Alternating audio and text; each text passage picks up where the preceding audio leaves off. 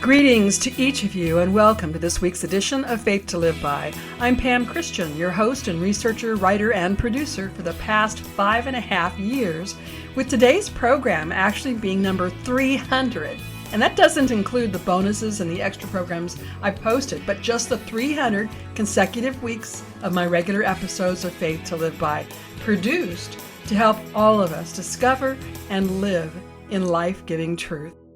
A few things that sets this program apart from others. I overlay the Word of God from the Bible and from the prophetic in effort to discern the times we're living, to know how God wants His people to respond. I do my best to research history so we can have an accurate understanding of current world events without getting caught up in the intentional globalist propaganda and narratives or the emotional and irrational rants that many others succumb to.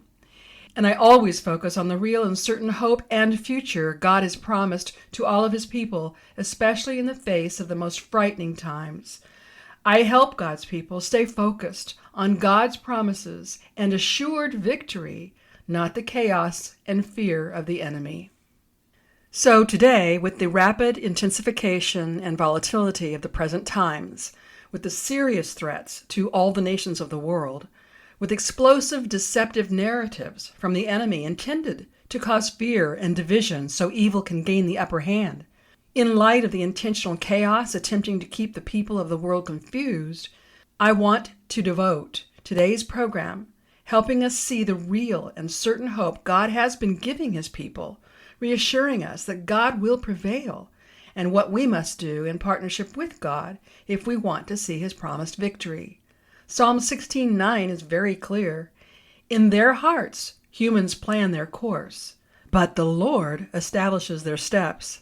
Let us take confidence in this promise that those who plan evil courses will not prevail because the Lord God establishes the steps for every one of us.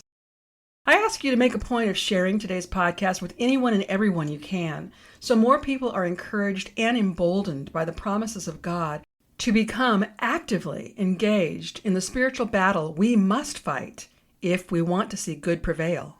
We are in a spiritual battle. I think by now the whole world is awakened to this truth. Everything in this natural world is governed by the spiritual world, and depending upon how humans respond, the spiritual world is impacted. If we lose sight of this truth and begin to operate in fear, we will give power for the advancement of evil on earth. However, if we remain steadfast to the truth of God and remain faithful to Him, we give power for the advancement of God's kingdom will on earth. Our temporal lives on earth actually impact our personal eternal future. This is the crux of the spiritual battle. With that firmly fixed in our minds, let's consider how the spiritual world of good and evil are the sources behind the Israel, United States, and Iran conflict, and all earthly conflicts. I ask you to consider my deeply held points of view. First, what the whole world is watching take place in the Middle East is a matter of supernatural, spiritual forces at work within our natural world. Contrary to what some claim, I believe all wars are spiritually driven, and in that respect, I would say all wars are religious wars. Regarding spiritual forces, there are only two, good and evil. There is nothing in between, although forces of evil have advanced the deception of a third force. An example of a claim of a third force would be witchcraft, where the adherents claim to only practice good or white witchcraft, or psychic powers, or astrology, or secret societies such as Freemasons, and so on. God is personified by God, the creator of all that exists. Evil is personified by Satan, who was created by God and who chose to rebel against God and become God's enemy. Both God and Satan have angelic adherents who carry out their instructions from the supernatural world in ways that directly impact the natural world. Therefore, depending upon how humans respond to these two forces and their angels, we experience the advancement of good or evil in our natural world. Human beings are the target, so to speak, of both God and Satan. God works to bring human beings to the knowledge of truth, of Him, so people willingly choose to be aligned with God. Satan works to deceive human beings so people will willingly reject God. As I've stated before, by default, to reject God is to choose to be aligned with Satan. Good is what most people openly declare they want to be associated with. By comparison, few people knowingly admit to wanting to be aligned with evil. Likewise, most people claim they want to be guided by and live on the basis of truth, believing truth is good. Most people agree lies are bad and lead to destruction. However, many people are deceived, and because the nature of deception means the victim is unaware of their condition, these people believe and perpetuate lies without realizing it. If you believe the human spirit is eternal, and the ultimate destiny of each of us depends on whether we live on truth or deception, then being confident what you believe is based on truth becomes of essential importance, or better stated, of eternal importance. The basic human desire to know truth and to know our origin and our destiny is the premise from which all religions are birthed. A definition of religion most people accept is, religion is a complex social cultural system of beliefs, behaviors, practices, and ethics that connects humanity to supernatural, transcendental, or spiritual elements, deity or deities, which the people of the particular religion seek to appease and or worship. In the Bible, when speaking of nations, God is always referencing people groups. When characterizing nations, God identifies sheep nations, which are those who seek Him, and goat nations, which are nations that do not seek God and therefore have come to recognize and worship a variety of different so-called gods, who in reality are satanic impostors of the one true God. The Bible clearly states the nations, that is, the sheep nations, are Christ's inheritance. Is it any wonder then that the enemy of God, Satan, would work so hard to corrupt nations of people away from God? Historically speaking, nations are comprised of people who essentially gather to live in harmony on the basis of their common beliefs, including religious. Typically, these nations form governments that reflect the common beliefs of the people, which includes religious beliefs. Certainly not everyone who lives in a nation holds to the same religious beliefs, but nations can be characterized by specific religions. There are 5 major world religions today, and what I classify a religion known as secular or non-religious New Age. I explore these 6 in appreciable detail in my book, Examine Your Faith, Finding Truth in a World of Lies. The 6th are Christianity, representing 2.5 billion people, Islam at 2 billion people, secular non-religious New Age at 1.9 billion, Hinduism at 1.2 billion, Buddhism at 530 million, and Judaism at only 16 million. For the record, that is a total of 8,730,000,000 people out of the estimated 8.3 billion alive today. According to Internet research, currently Islam is widely recognized as the fastest growing religion in the world, driven by a young population and high fertility rates. While Christianity is also experiencing significant growth in the global South through high birth rates and conversions, Islam is projected to surpass Christianity in total numbers in the coming decades. However, according to the Word of God, both the Bible and prophetic words, we will see a time when there is an unprecedented number of souls come to embrace the saving knowledge of Jesus Christ. This time is known as the Great Harvest of Souls, or the Billion-Soul Harvest, where the number of Christians on earth will far outnumber all the other religious faiths, and evidence reveals we have already entered that time. Last week, I shared how Judaism, Christianity, and Islam, all 3 claim the same spiritual ancestor of Abram, or Abraham, or Ibrahim, as the Muslims say. Abraham, the very man God called, is recorded in the book of Genesis, to be the father of all nations. If you did not hear last week's podcast, I hope you will, as you will gain or be reminded of some very important foundational truths. In any religion, there are sects. Within Islam, there are two main branches, Sunni and Shia. These originated from a 7th century dispute over the leadership succession after Prophet Muhammad. Sunnis make up roughly 85 to 90% of Muslims, emphasizing adherence to traditions, while Shias comprise about 10 to 15% who focus on the lineage of Prophet Muhammad's family. Since the 1979 Islamic Revolution to the present day, the Iranian government, which the British Empire helped to establish to further their agenda, is a 12er Shia Muslim theocracy and officially an Islamic republic with its own constitution establishing 12er Shiism as the official state religion. For the past nearly 50 years, this government has been instilling and fanning hatred for the Jews and Israel and Christians and the United States, openly declaring death to both. The Shia regime has repeatedly called for death to America, the great Satan, and death to Israel, the little Satan. At the same time, this regime has brutally treated its own Iranian citizens. It is from the Shia sect that the Muslim Brotherhood extends, a group that has been recognized as a major terrorist group by several countries.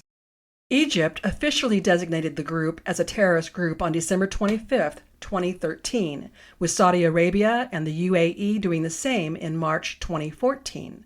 Other nations, including Austria, listed the Muslim Brotherhood in 2021, and the United States began imposing targeted sanctions on specific chapters in January 2026. Make a note that in 2017, the United States Department of State published a piece titled, quote, "The Islamic Republic of Iran, a Dangerous Regime," end quote. I have links for you in the show notes where you can learn more. The vast majority of practicing Muslims are not radicalized and do not wish death to Israel or to the United States. In fact, before the 1979 regime change of Iran, the Sunni people embraced much of our Western culture and lived in a freedom they hoped to regain. The Iranian residents, and in fact the whole world, has been subjected to the oppressive and tyrannical goals and aims of the Shia Muslims. Specific to the current conflict, in response to a culmination of years of proxy conflict that escalated into the October 7, 2023 attack by Hamas on Israel, resulting in persistent fighting between Israel and Iran-backed groups Hamas and Hezbollah, on June 13, 2025, Israel launched strikes on nuclear sites like Natanz, Fordow, and Isfahan, along with assassinating key military personnel. Iran retaliated for the June 13th attacks with hundreds of drones and missiles, leading to a direct United States-brokered conflict that lasted for 12 days before a ceasefire. As you know, the United States assisted in the destruction of Iran's nuclear efforts by sending our bunker bombers to take out the 3 main nuclear sites. Following this, there were many efforts by President Trump to gain a ceasefire between Iran and Israel and to have Iran agree to completely abandon nuclear ambitions, noting Iran posed a serious threat for World War III. President Trump presented demands for a deal that must address complete, verifiable halt to uranium enrichment and dismantling of nuclear facilities, suspension of Iran's ballistic missile program, and ending support for regional proxies of Hezbollah, Houthis, and Hamas. Understand, Iran's support network, known as the Axis of Resistance, includes Shia groups like Hezbollah in Lebanon, the Houthi movement in Yemen, and various militias in Iraq and Syria, and the Muslim Brotherhood, that has sectors worldwide. Additionally, Russia and China provide diplomatic and strategic backing for Iran. At this point, I want to insert an audio presentation by Barbara Boyd from Promethean Action, who published this early in March at the start of the Israel/USA and Iran conflict.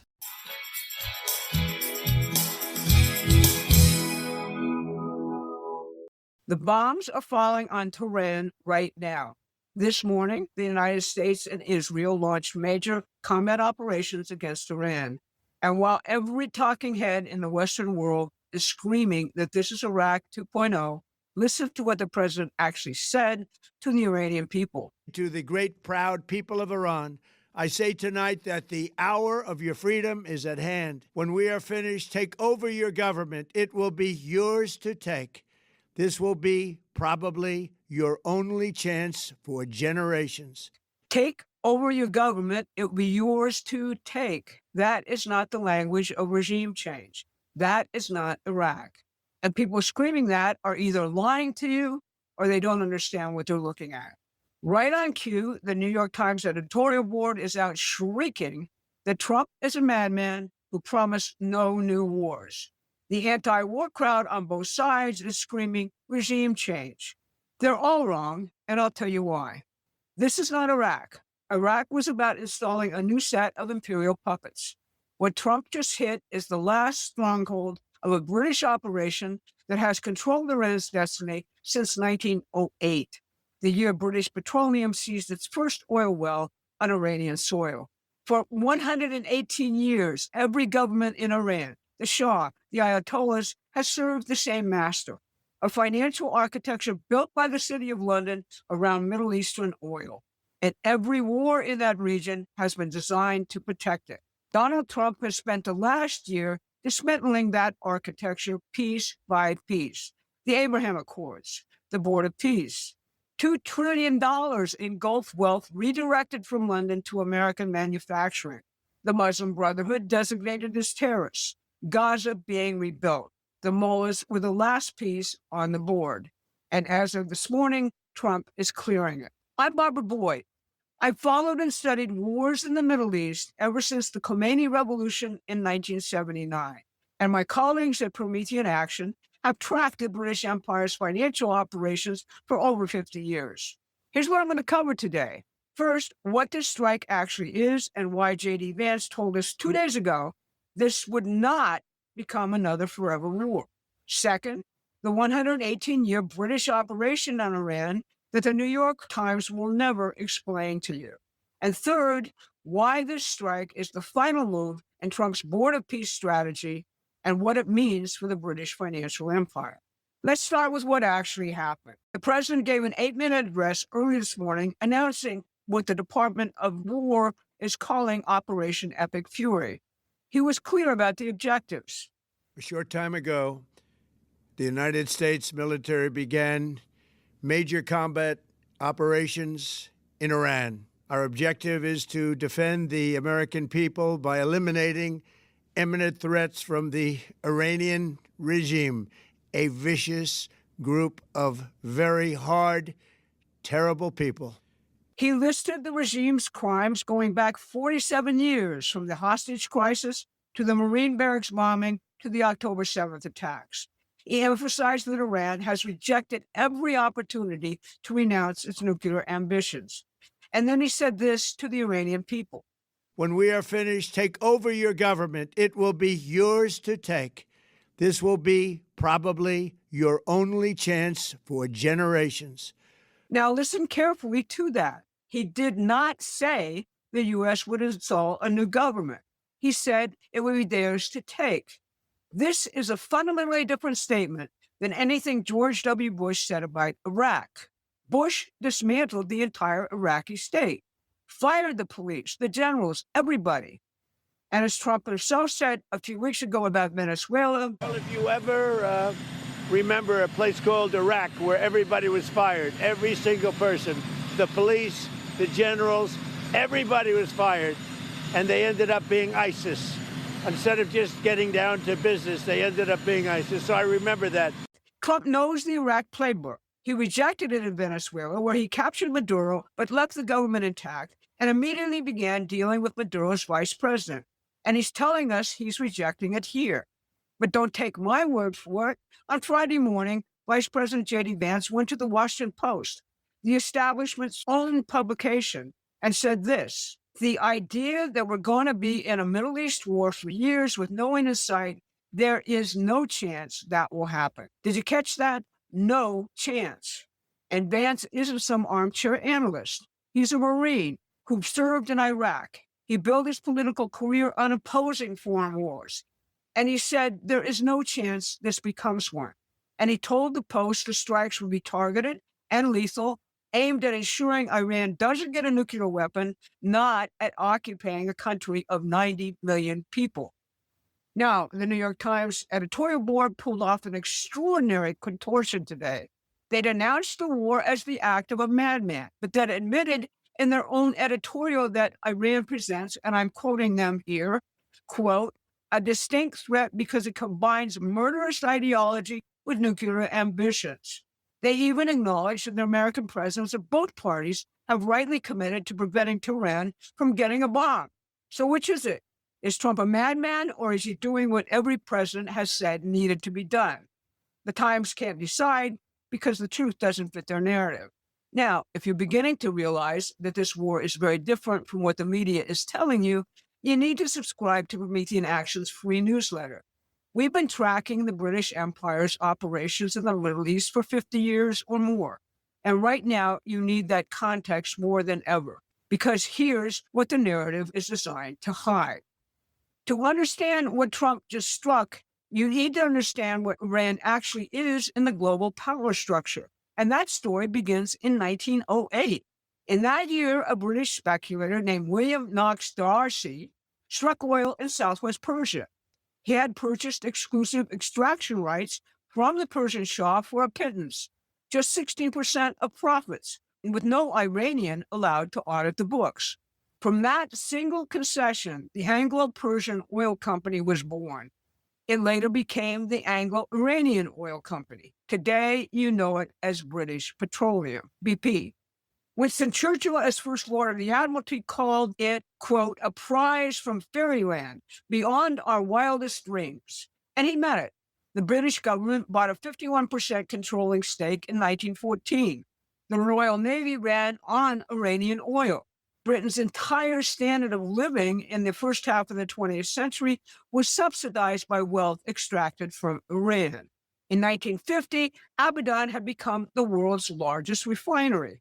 The Anglo-Iranian Oil Company controlled all oil in Iran, while Iranian workers lived in shanty towns without running water. Think about that. The same empire that people think of as a quaint historical artifact was literally powered by Iranian oil, and the Iranians got almost nothing. So when Iranian nationalists finally rose up and elected Mohammad Mossadegh as prime minister in 1951, a man who nationalized the oil company for his own people, what happened? The British and the CIA overthrew him in 1953. Operation Ajax, they called it. They installed the Shah as their puppet.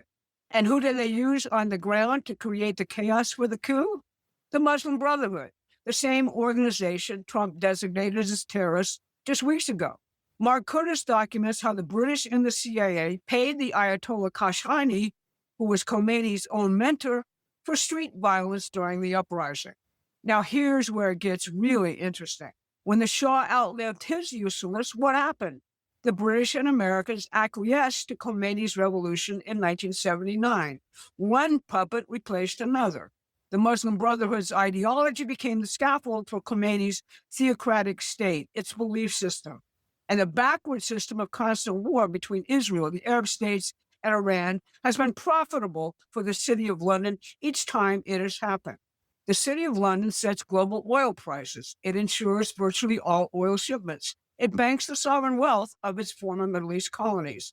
And as we've documented extensively, it functions as the premier money laundromat for the drug, weapons, and trafficking mafias that thrive on regional chaos. That is the system. The mullahs are not an independent power. They are the current franchise holders of a British financial operation that has controlled Iran for 118 years. And the wars between Israel and the Arab states, between Sunni and Shia, between all the parties in the Middle East, these are managed conflicts designed to keep the region unstable so the financial architecture stays in place. So here's the question no one in the media is asking. Why now? Not just because of the nuclear program, not just because of the missiles. The real answer is that Donald Trump has spent the last year systematically dismantling the British financial architecture in the Middle East, and the mullahs were the last obstacle. Look at what he's already done. Since Trump assumed office the second time, he secured over $2 trillion in Gulf sovereign wealth fund investments, money that used to sit in City of London banks. It's now committed to American manufacturing, energy, and AI infrastructure. He organized the Arab world and Israel into his board of peace, ending the carnage in Gaza and beginning to rebuild it. The president of Kazakhstan captured it perfectly when he called Trump's strategy peace through construction. Peace, in other words, through economic development. The board of peace is widely expected to respond directly to new realities by reinforcing existing multilateral efforts. The world has never seen a move like this. It is absolutely unprecedented because, in essence, peace through construction is a very innovative concept or project. Trump designated the Muslim Brotherhood as a terrorist organization, cutting off the infrastructure the British have used to manipulate the region for nearly a century. He brought Egypt's el-Sisi, the man who actually defeated the Brotherhood, to the table as a central partner. He's working with Turkey and Qatar, countries that Netanyahu doesn't want involved because this isn't Netanyahu's plan, it's Trump's plan. And think about what Scott Bessent, our Treasury Secretary, said earlier in January, that 50% of his job involves national security. That's because the real war isn't kinetic, it's financial. It's about breaking the City of London's control over the flow of money in the Middle East. The only thing standing in the way of this entire new architecture was the Iranian regime, still pursuing a nuclear weapon, still pledging to destroy both Israel and the United States, still developing the ballistic missile capability to accomplish that, and still funding proxies from Lebanon to Yemen to make war. You cannot build a board of peace while the mullahs are arming for war. You cannot redirect $2 trillion in Gulf investment while Iran threatens to close the Strait of Hormuz. You cannot rebuild Gaza while Iranian proxies are rearming. That's why this happened, not because Trump is a warmonger, because the mullahs were the last piece on the British chessboard and they refused to leave it voluntarily. They rejected every deal. And as Trump put it in his address this morning, we sought repeatedly to make a deal. We tried. They wanted to do it. They didn't want to do it. Again, they wanted to do it. They didn't want to do it. They didn't know what was happening. They just wanted to practice evil. But Iran refused, just as it has for decades and decades. They've rejected every opportunity to renounce their nuclear ambitions, and we can't take it anymore. So here's the bottom line. We are at the earliest stages of this conflict, and the situation is rapidly evolving. Iran has already launched retaliatory strikes against the Gulf, targeting U.S. assets in Qatar, Bahrain, Kuwait, and the UAE. This is serious and it's dangerous. But I will tell you what I know about watching 50 years of these wars. This is not Iraq. Trump is not dismantling the state to install new puppets. He is removing the final obstacle to a peace architecture he has been building for over a year. And Vice President Vance, a Marine veteran and the most vocal opponent of the forever wars in the administration, has told us there is no chance this becomes one. The Democrats and their friends in London will try to play this in the midterms. They'll scream regime change. They'll invoke Iraq. They'll call Trump a madman. And they will never, ever tell you about the 118 years of British financial control over Iran that made this moment inevitable.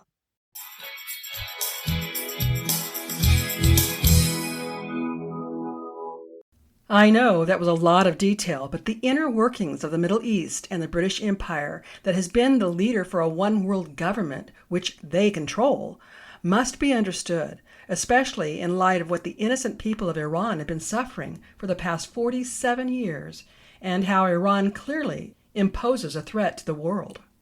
After years of serious humanitarian violations, sparked by the economic collapse and the devaluation of the Iranian rial, their currency, on December 20th, 2025, the Iranian citizens began nationwide protests. In response, the Iranian government engaged in a severe crackdown. In what has been called the Islamic Republic's Iranian massacre, Over 43,000 Iran residents have been killed, over 1,000 hanged, over 10,000 blinded, over 350,000 injured.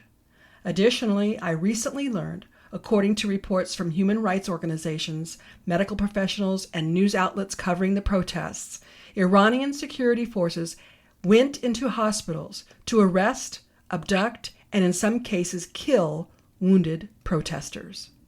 Iran has not only repeatedly proven itself for the past nearly 50 years to be a serious threat to its own citizens, but has openly promoted death to Israel and death to America, while it has insisted on its right to produce nuclear weapons. Multiple nations and international bodies consider Iran a significant terrorist threat, primarily due to its support of proxy militias across the Middle East, intelligence operations targeting dissidents in Europe, and direct threats to maritime security. This should give you a better understanding why President Trump launched Operation Fury in February of this year, which is operating at the same time as Israel's Operation Roaring Lion. My regular listeners should perk up hearing that, since Prophet Amanda Grace expressed the first 3 months of 2026 would be characterized as January, the month of justice, February, the month that's ferocious, and March, the roaring month. President Trump's objectives for Operation Fury have similarities to Prime Minister Netanyahu's objectives for Operation Roaring Lion. President Trump's main concerns are to prevent Iran from having nuclear and ballistic missile capabilities, to cripple Iran's navy, and to end support for Iran's proxies. Now, to prevent Iran from having nuclear and ballistic missile capabilities is to eliminate Iran's announced harm throughout the world, especially in the Middle East. To cripple Iran's navy is to prevent Iran from threatening maritime security in that region. And ending support for Iran's proxies means to eliminate the current regime that supports the radical groups from being a threat to humanity worldwide, which in turn secures peace. It is understood, by eliminating the current regime, the Iranian people can be liberated, which is an honorable humanitarian effort. It is the moral obligation for everyone to get involved to help remove human suffering. President Trump described these operation actions as major combat operations necessary to eliminate imminent threats to the United States. Prime Minister Netanyahu shares these goals and their extensions and includes the right to defend Israel. The decades-long system, especially since World War II, of the British Empire running world control, with the United States operating as its military power, under President Trump is coming to an end. President Trump seeks nations to be their own sovereign states, and for each to do all it can in its own defense and to be as independent as possible with their own resources and manufactured goods. This is why President Trump has been so critical of NATO, where nations were not paying their way and instead relying on the abilities of the United States, draining this nation in many ways. This past week, the Iranian regime launched missile attacks against their neighbors, demonstrating they have the capabilities of intermediate-range strikes sufficient to hit European targets, while threatening greater world impact by closing the Strait of Hormuz. President Trump has continued to offer help to the nations that are threatened by Iran, but made clear that those nations need to get involved. After some initial resistance, nations came forward and include the Gulf states of Saudi Arabia, Qatar, and the United Arab Emirates, who have been targets of drone attacks by Iran. Over the weekend, much transpired. An announcement from the United States Department of State on March 22nd again advised American citizens around the world to exercise increased caution. Americans abroad should follow the guidance in security alerts issued by the nearest U.S. embassy or consulate. The State Department said, also noting that citizens in the Middle East should pay particular attention because U.S. diplomatic buildings have been targeted, even outside the Middle East, stating periodic airspace closures may cause travel disruptions. It also warned groups that back the Iranian regime may target other United States interests overseas or locations associated with the United States or Americans around the world. Also over the weekend, headlines revealed Iran threatened to entirely shut down the entire Strait of Hormuz and vowed that any companies with U.S. shares will be completely destroyed if President Trump follows through with his threats to hit Iranian energy facilities. Israeli weekend headlines reported devastating mass casualties from Iranian ballistic missiles hitting the cities of, and I'm sure I won't pronounce these city names correctly, however, the cities of Dimona and Arad, leaving nearly 200 Israelis wounded, including a 5-year-old girl and a 10-year-old boy now in serious condition. IDF Chief of Staff Lieutenant General Yuval Zamir said the campaign against Iran has reached its midpoint, indicating further escalation is expected. Defense Minister Israel Katz stated that the strikes against Iran would intensify in the coming days, targeting the regime's military and strategic infrastructure. Meanwhile, Hezbollah continues near-daily rocket and drone attacks on northern communities, damaging homes and more in residential communities. As of Monday, the 23rd, President Trump announced postponement of his ultimatum to bomb Iran energy sites, citing ongoing productive talks with Islamic Republic Parliament Speaker, indicating a deal could happen in the next 5 days. Iranian news agencies, however, denies such talks and stated Trump backed down amid their threats. Concerning all of this, there has been no response from Prime Minister Netanyahu. I am suspicious about the claims for any talks to have occurred. First, it makes no sense for President Trump to negotiate with terrorists, to negotiate with the IRCG leaders. Second, Israel has responded with concern that Trump's agreements with the IRCG won't serve them well. And third, it certainly does not serve the Iranian people because they want to replace the IRCG. I suspect these posts by the United States and the IRCG are tactics and strategies within the fog of war. Even so, in response, Israeli headlines read, "For the third time in a year, the president wants to cut a deal that ends fighting before Israel is ready. Now Netanyahu has to make sure Hezbollah doesn't get off the hook as well." In response to President Trump, Iranian citizens have posted on Truth Social and X. The hashtag King Reza Pahlavi was trending on Monday. Remember, he is the eldest son of Iran's last Shah and is currently the crown prince in exile and a leading figure in the Iranian opposition. After leaving Iran at age 17 in 1978, he became a voice for a democratic secular state and a reunion leader for those opposing the current regime. On X, Judy Bernabum posted a response to real Donald Trump stating, quote, "We have chosen our leader and his name is Reza Pahlavi. No negotiations with elements of the Islamic Republic whose hands are stained with the blood of the people are acceptable."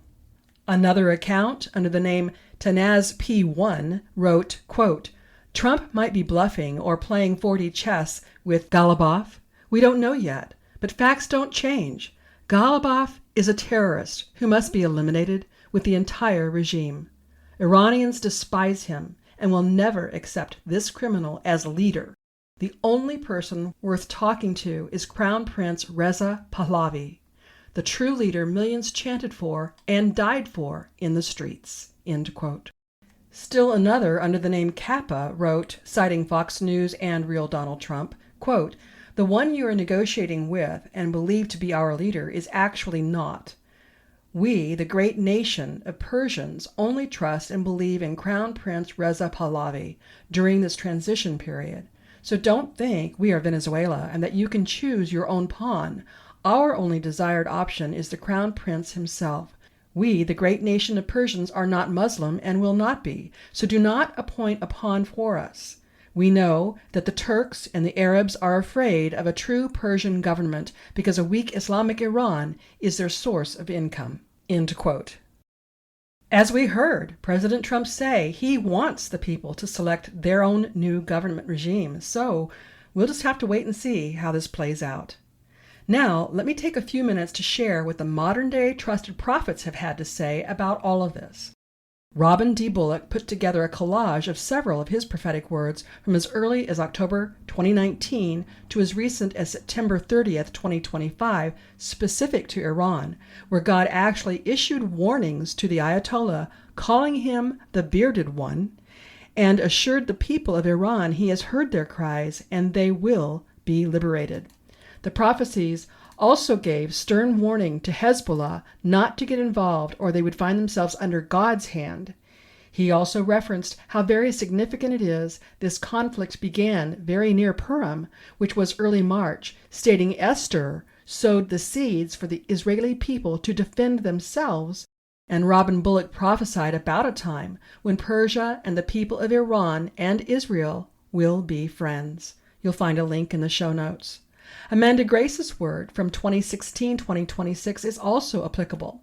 In it, God spoke of yoking a pair of oxen to topple regimes the Lord has judged, naming both Israel and the United States to work the fields of corruption that have become ripe for harvest. She also had a podcast specific to God's judgment against Iran that you'll want to hear. The links to both of these are in the show notes. Hank Kunneman also had some very reassuring prophecies you should know about, which he shared as a guest on Elijah Streams. I recommend you listen to them and allow them to minister to your heart and your mind as an anchor to help you stay strong in your faith in the days ahead. God has warned through Julie Green there would be a time of darkness when we will likely have no power or communications, and that when this happens, we are to know God is at work in our behalf. That such a time when we would hear from the emergency broadcast service to remain in our homes will actually be for our own good, much as God's people in Goshen were sequestered away from the plagues of judgment God brought on Pharaoh in the book of Exodus. On Monday, March 26th, the word Julie posted, which she received on March 20th, clearly stated the following, which is only part of the complete word.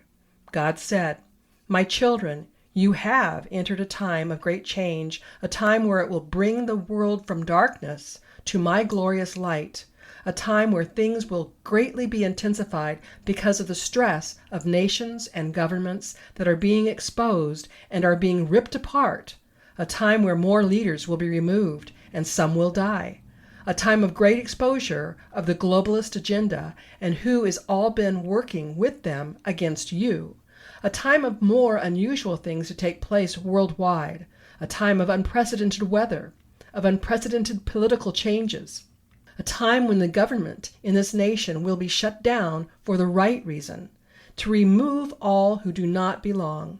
You have entered the time where the exposure will become more frequent and will cause more damage to your enemies.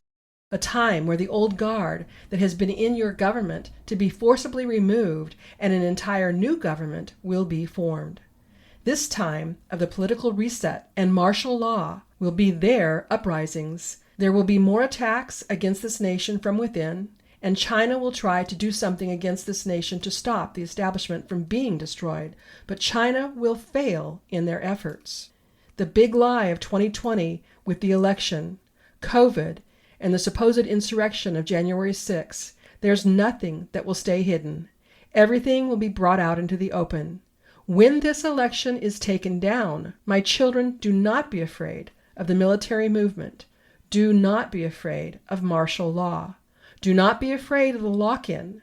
Do not be afraid of what happens in your capital to save your nation from death. There is nothing to fear as I am moving your enemies from your government. The time of great purge is here. The political reset of your governments, of your economy, the reset and restructuring of the body of Christ, all is moving faster now, and everything will soon change for your good, says the Lord of hosts. Again, this is only part of the overall word, so use the link in the show notes to hear it all. In that word, 2 times God said, "You have entered." And he also said, the time of the great purge is here. So we need to do everything possible to go through this time of unprecedented intervention from God, focus on what God has promised, fully applying our faith and refusing to allow fear to impact us or our loved ones. It's a spiritual battle. We can only fight it with our spiritual efforts. Put on the full armor of God and be in great prayer, decreeing and declaring with the authority and the power of Jesus Christ. I know today's podcast is longer than most, but I felt it very important to give you as much truth and history and context as possible so you have the facts, so you have the essential knowledge to allow you to confidently endure whatever is ahead, knowing things will get worse before they get better. That's God's words. But, as God has also said, they will get better. God has promised. Next week brings us to April 1st already, my goodness, but I have left that week open so that I'm able to discuss whatever is pressing at the time. But the following week, I'm excited to bring a well-respected thought leader as a first-time guest on Faith to Live By. Of course, we'll still address immediate concerns, but we'll be able to discuss topics that are being crowded out by headline news that remain of tremendous importance and need to also be addressed. Now I ask you to please listen to my closing announcements and for you to take advantage of the many goods and services I bring you in an effort to at least cover the cost of this podcast. If you like what you hear from me with this podcast, I highly recommend my book series, my award-winning blog, and consider signing up for my certificate course in apologetics.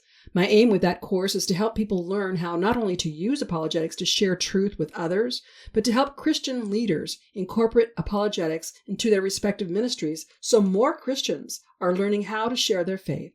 You can learn more by using the link in the show notes. For now, I offer my weekly podcasts, my blog, and bi-monthly e-newsletter at no cost. And certainly I have hard costs associated with doing all I do. If you've been blessed by my work and would like to help my work reach others, why not consider partnering with me? For as little as $10 a month, you can become a partner. Then together we can reach even more people for Jesus. Simply visit my Pamela Christian Ministries homepage and then click on the Give button at the top menu bar. Or if you prefer, you can go directly to the Give page using the link in the show notes. To become a partner, you can use my PayPal or Venmo account, but you will also see other ways you can support my work on that page. Whether you choose to become a monthly partner, give a one-time donation, purchase my books and products from my web store, or support my affiliate sponsors, anything you can do to help me continue this work would be greatly appreciated. And as always, your prayers and telling others about me and my ministry work is much needed. When it comes to my selection of affiliate sponsors, I first look for Christian-owned and operated businesses, and I make a point of personally using the products or services so I can fully endorse them. I seek sponsors that offer products or services you can get via the internet worldwide, and I specifically consider what is common to most people universally. So you'll find health, beauty, and wellness products through Dr. Zelenko's Z-Stack supplements and from QE Strong. Dr. Zelenko's Z-Stack supplements are truly amazing and are available to my listeners for a 5% discount per purchase or a 10% discount for a monthly subscription using the promo code FTLB. You may have heard my interview with Rob Renee about QE Strong. Discover the benefits of quantum energy to overcome all sorts of ailments. Visit QEstrong.com and use the promo code FTLB at checkout to receive your discount. Then, my newest affiliate I'm really excited to bring you is Q Streaming. That's CUE Streaming Television. People with United States addresses can get over 3,000 channels, including live TV with streaming television without a contract. Get all of your local networks and favorite movie and sports and pay-per-view channels for about half of what cable costs. See the video promo link in the show notes to learn more. Affiliate sponsors only provide financial support to me when you purchase what they offer. So before you support Amazon or any other retailer, if I offer what you're looking for, please purchase through me. When it comes to special occasions, birthdays, or Christmas gifts, consider my books, jewelry, CDs, and more from my web store or any of the affiliate goods and services I offer. When you purchase from my web store, be sure to use the promo code TRUTH, TRUTH, to receive a 20% discount. Again, you'll find all the links in the show notes. If you like the content and resource material I bring you with this podcast, you'll find much more by connecting with me through my blog. In fact, my blog has been awarded 2 unsolicited awards for Christian content. And I'm also very active on social media. I can cover much more on social media than I can with this weekly podcast. And if you're not already subscribed, Please subscribe to my complimentary bi-monthly e-newsletter. I offer encouragement, special offers, and one of my signature recipes with each and every edition. Yep, I'm a foodie and I love to entertain, which is why Faith, Family, Friends, and Food is a bonus segment of my bi-monthly e-newsletter. To receive even more, please be sure to check out my dedicated podcast listeners page, Beyond the Podcast. Here's where we can connect exclusively and you can download complimentary devotionals, resources, and more. On that page, I also ask you to help me learn more about you and what you want by completing the form visible once you scroll down that page.